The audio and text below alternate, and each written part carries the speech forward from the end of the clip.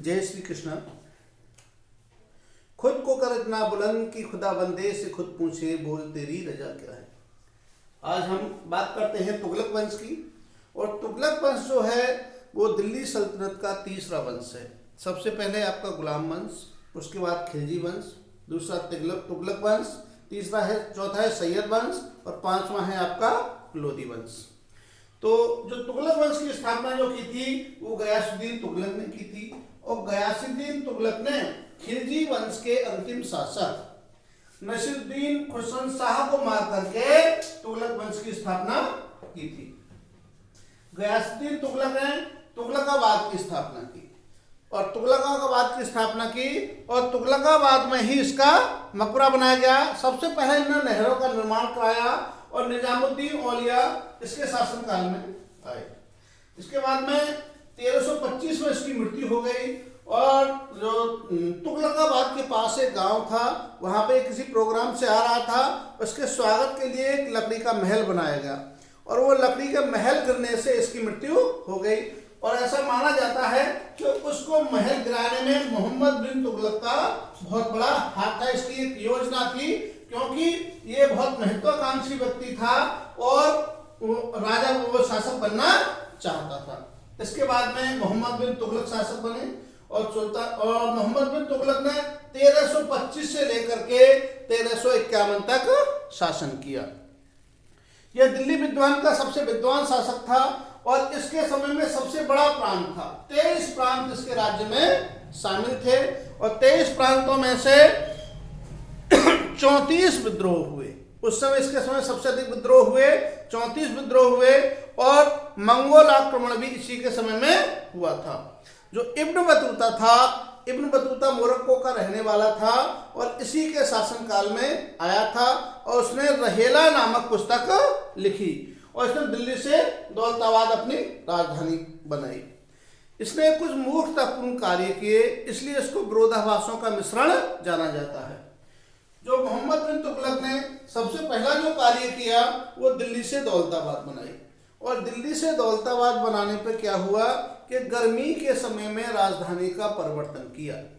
और जब गर्मी के समय में राजधानी पर तो वहाँ से सारी व्यवस्था वहाँ से दिल्ली से दौलताबाद ले जानी पड़ी। वहाँ ले जाने में बहुत परेशानी का सामना करना पड़ा।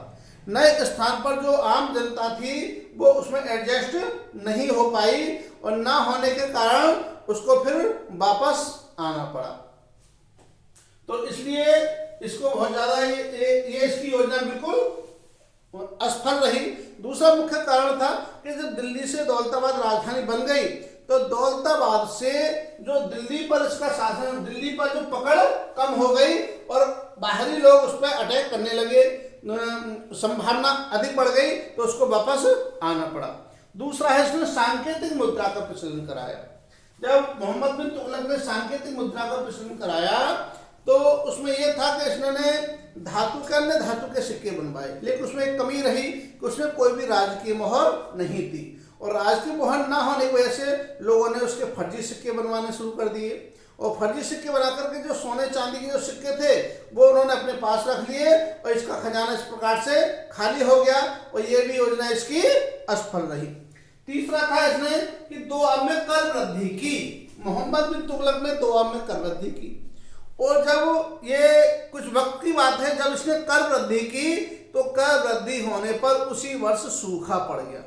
और जब सूखा पड़ गया तो लोगों को पैदावार नहीं हुई तो वो कर कहाँ से देते, जनता पर दबाव बनाया गया, इस तक वो सूचना नहीं पहुंची और लोगों ने विद्रोह कर दिया। तो ये कर वृद्धि वाली भी योजना असफल रही। और तो ये तीन इसने कार्य किए और तीनों में असफल रहा, तो इसलिए इसे विरोधाभासों का मिश्रण कहा जाता है। इसने कृषि विभाग के लिए दीवाने कोही विभाग बनाए। पूछ लेता है कि कृषि संबंधित कौन सा विभाग बनाया, तो दीवाने कोही विभाग बनाया। और जो बदायूं था, इसकी मृत्यु पर जो बदायूं था, कादिर बदायूनी, उसने ये कहा कि राजा को प्रजा से और प्रजा को राजा से मुक्ति मिल गई।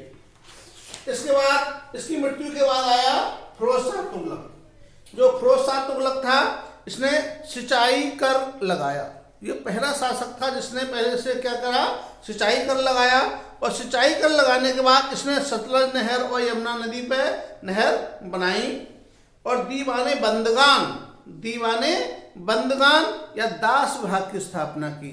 इसी प्रकार से दान विभाग की स्थापना की, और दारुल सफाखाना यानी अस्पतालों का निर्माण कराया, स्वास्थ्य विभाग की स्थापना की, और पीडब्ल्यूडी का निर्माण कराया। इसी के समय में इसने कुतुब मीनार की 5वीं मंजिल का निर्माण कराया।